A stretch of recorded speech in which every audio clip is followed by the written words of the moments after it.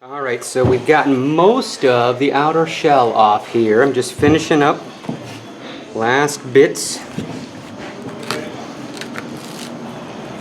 So this is a very different creature than getting the brown ones already peeled in the grocery store or at the farmer's market. So a little bit of work. I think there's ways the pros do it that I don't quite know yet. But basically that's it for the majority of the husk. So kind of leaves us with a, well, it looks like an onion, but that's a coconut. So I'm going to continue cleaning this off a little bit more, and then I'll show it to you then. All right, so that's the coconut with almost all the husk removed. And what I'm going to be doing is I'm going to let this guy dry out or get another brown one, and I'm going to show you how I remove the coconut water and then cut this in half to make the finished bowls.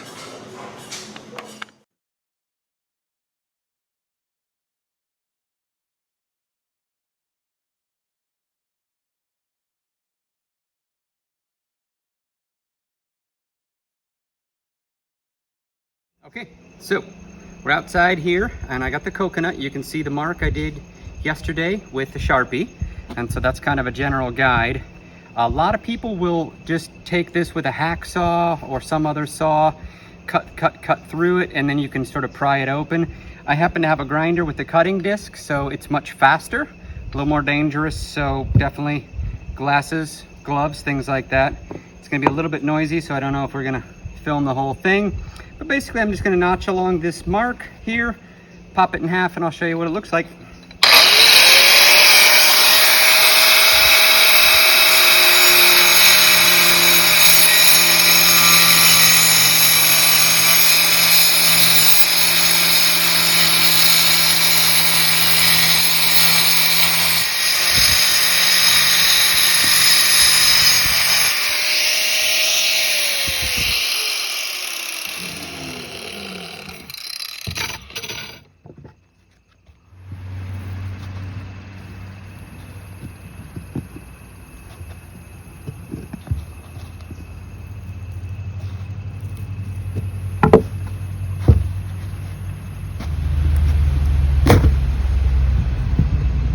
Ta-da!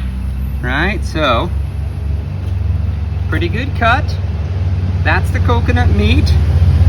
And I'm gonna take a knife and I'm gonna pry this out. I'll do this next time, and then we're gonna have the shells to play with. So now we're gonna work on getting the meat out. And now this is still pretty soft because it was frozen. And so that's the benefit of popping this guy in the freezer overnight, because it kind of gets wet. This is coming out nicely here. There's still going to be a little bit of stuff to clean up on the inside of the shell, but I let that dry first. Look at that. That's coming out great. And so you can take your coconut. So again, just be careful with this. This is really easy. Some of these guys have been a super challenge. So big chunks of coconut. This stuff I'll scrape out a little bit now, and then that will make the cleanup a little bit easier later. That's the side with the hole in it, which will make a really good flower pot. Hanging flower pot, we have some of those. And then this is the bowl, which will be solid. Good stuff to use. And you'll do the same thing to that side that you did to the first side? Exactly. Okay. It's coming out really easy. Yeah. Nice big pieces of coconut there. Yeah. Okay, one thing we also learned when we were first starting this is one of the tips is to take a sharp knife and kind of score the meat down the side here, like you're cutting a pie or a pizza or something. And so the hardest part is down in the bottom there. So if we get this scored here, you can kind of try to get a piece all the way out from the middle here, and the rest of it comes out a little bit easier. See how that pops out there? Now I can just kind of go around and work sections of it out. If I can get the whole thing out in one piece, that's fantastic. That's happened once or twice only. Last piece, see if I can get him out in one. What you gonna do with the coconut? Coconut, what we've been doing, Lori Marie has used it for some recipes, but if I dry it out, I grate it, and I'll show you. And we keep it in the freezer because we don't go through it that fast, but there you go. That's just all grated coconut from previous ones that we played with. Really good on a fruit salad. You can use it in any kind of recipes, and coconut, ground or shaved coconut can be kind of expensive in the States. We've never tried to buy it here because we haven't needed it, but this coconut is just this is half from one coconut. We have another freezer bag full, so you get quite a bit, but it does take a fair amount of elbow grease doing that. All right. Okay, so there's little bits of the coconut meat left in here. You can see the white. And so what I want to do is, while it's nice and damp, I want to get this stuff out. It's much harder to do when it's all dried out. And this is still a little bit damp because it's thawing out from being in the freezer overnight. So the more I can get out of this now, the less I have to scrape out when I'm cleaning and sanding the bowls. And that's going to be the next step. And that's probably the longest step. So, sanding, hand sanding using a palm sander or a mechanical one, those are all good options. And a lot of it depends on how smooth you might want your bowls. So we're continuing with our coconut bowl construction here. So what you see is these are the halves of the coconut bowls, and they still have a whole lot of the fibers on them. And so this is going to need to be sanded off. And what I do for this, because it's pretty strong stuff, I try to scrape as much as I can off with the putty knife. A putty knife or a regular knife can do. One of the other important things is you need to scrape out the inside. This is going to be sanded smooth. And so these guys, some of these I got from other people, and I got some wax, there's some candles, so there's little bits of the kind of coconut meat. And so I'm just going to spend some time here going over these guys. It'll make it much easier to get the loose stuff off, and then when I sand the inside, that'll be much easier. So along with sanding all this rough stuff off, I'm also going to put a little bit of a flat spot on it. And so for this, I'm using my palm sander, and the palm sander with a pretty rough grit to try to get most of this off. I won't do it on screen because it's a little bit noisy, but what I'll try to do is make this a little bit flatter on the bottom so the bowls will sit and not rock so much. Now you'll see some of these have a hole in them from where we removed the coconut water, and so those are it's a similar thing, but there's less coconut here, so I want to go ahead and make sure that when I sand through that, I don't sand through the entire thing. So getting the rough stuff off, that's the next step. Getting the insides cleaned out, and then after that is done, I'm going to show you next steps. And the next steps are further smoothing and sanding. There's quite a bit of sanding that goes into these, but all these guys, once they're cleaned up, get to a kind of a rough sanding grit. I'll take you through the next phase. What I have here in my sanding area is I set up I put a little 2x4 on a piece of 1x4 wood, just a couple of screws, and I've got this screwed down to my work table. And the benefit of this is it enables me to kind of move this around and get all around the coconut shells. Because they're round, it's hard to get down on these edges, so this gives me a little bit of height so I'm not bent over. And just to let you all know, I'm starting off with 40 grit sandpaper, pretty rough stuff, and this is mainly to get the meat off of the outside of the shells, and that's the coconut hairs, the coir, and also just kind of smooth the whole thing off. So this is the roughest stage, and I want to try to get all of this stuff off so I have a lot less hand sanding to do later. So we've gotten almost all of the rough stuff off of the outside of the coconut bowls here. And I just wanted to take a minute and talk about the types of sandpaper that I'm using for the exterior as well as the interior sanding. And so, as I said, I'm using a little palm sander here, and you don't have to, but you will take a lot more time. And so I'm starting off to get the really rough, coarse hair stuff off with a 40 grit. So this is real rough 40 grit sandpaper. And then I'm gonna move up to a 60 grit. And what the 60 is gonna do is it's gonna get out some of these little edgings and some of the little smaller pieces, but not gouge so much. And I kind of got a little flat spot there where it sits more or less. And then from 60, depending on how fine or how smooth I want the shells to be, I'll go up to an 80 grit. This is in the palm sander. And then maybe 120. And I don't know if I'll need to go that far. Once these are varnished at the end, they're they have a very smooth surface, so a lot of these imperfections here will get covered over by the varnish. And I just varnished the outside, so the insides are still sort of natural and can be used for food. But the inside is what I wanted to talk about a little. You can't sand the inside with the palm sander because it's concave. So what I do is I have small pieces of sandpaper that can kind of fold into these spaces. And so with this, I probably won't start as rough because I'm not trying to take off as much material. So I just have some little pieces. This is a 60, but it's an older piece of 60 grit sandpaper, so it's already smoothed off. And you just want little pieces that you can kind of get in here. And again, you always want to start with a rougher grit, lower number, 60 or 80 or something. And then I'll only work up through maybe 150 grit or something like that on the inside. And this stays pretty nice.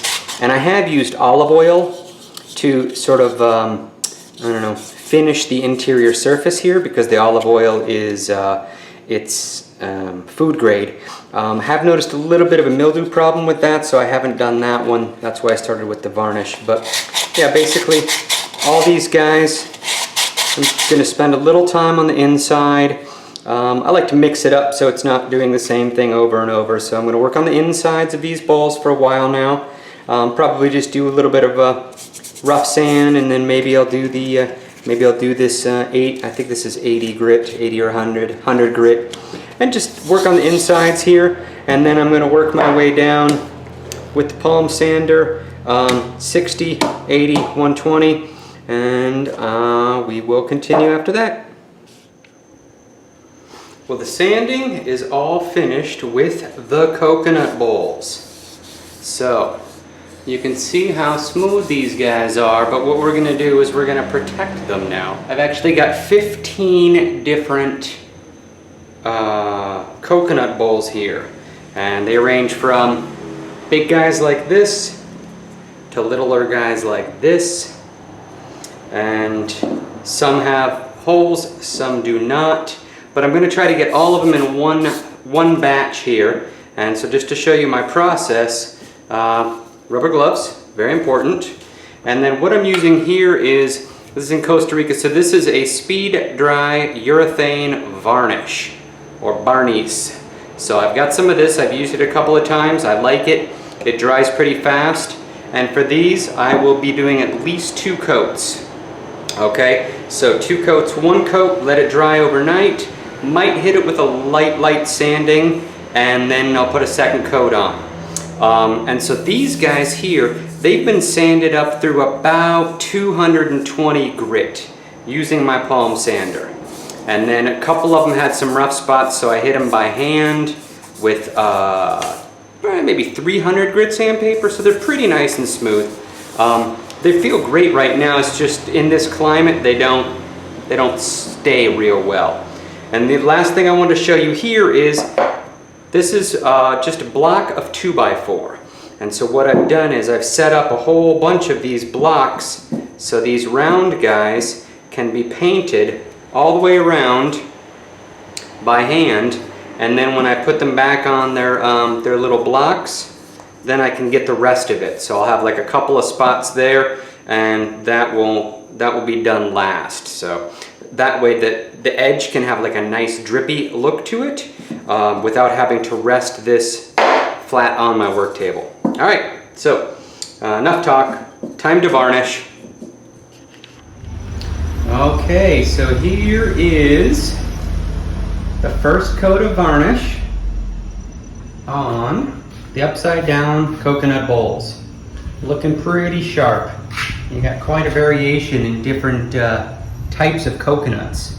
How much brown and white they are, and you can kind of see it looks like a little mushroom forest, but that's just the 2x4 blocks that they're sitting on. First coat of varnish is on the bowls. They look pretty sharp. Like I said, I didn't varnish the inside, so you can see that's just the natural sanded look. And what I did is I brushed the varnish over the edge a little bit, over the lip. I'm probably going to hit this again. So of all these 15 that I was working on, they're pretty good shape. But one thing there is are little, I guess you'd call them burrs. The hairs from the coconut husk.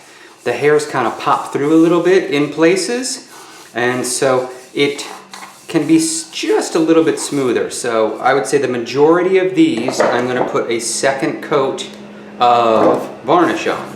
And so what this requires then is a real fine sandpaper. This is a 320, and so all I'm trying to do here is I'm just trying to hit some of these burrs and high spots, so in the next coat of varnish they won't be here. And so with a lot of things, woods and even these coconut husks, what you'll notice is the moisture from either your polyurethane or your varnish or whatever it is can make things swell a little bit, and you'll see grain pop up. And with this, it's the same thing. It felt very smooth before, but some of these little hairs, some of these little indentations are poking through the varnish. Not a big deal.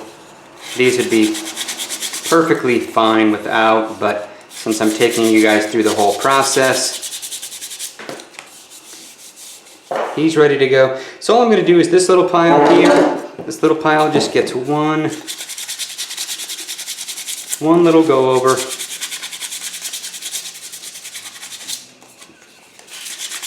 With the 320, and one thing you want to watch is that your sandpaper doesn't get too clogged up, because if you get this varnish in there, it sort of fills the spaces in between the sandpaper grit and basically makes it not very usable. So I'm just trying to hit some high spots. Give one more coat. These coconut shells will not need more than 2 coats. And again, just the outside.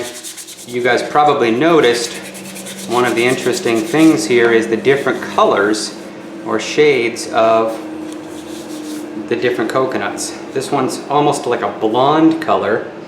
This one is very dark color. And then we've got others that still have little white design in there, and so some of them are thicker, some are thinner, but there's going to be a lot of variation because it's a natural product. And here are the finished products.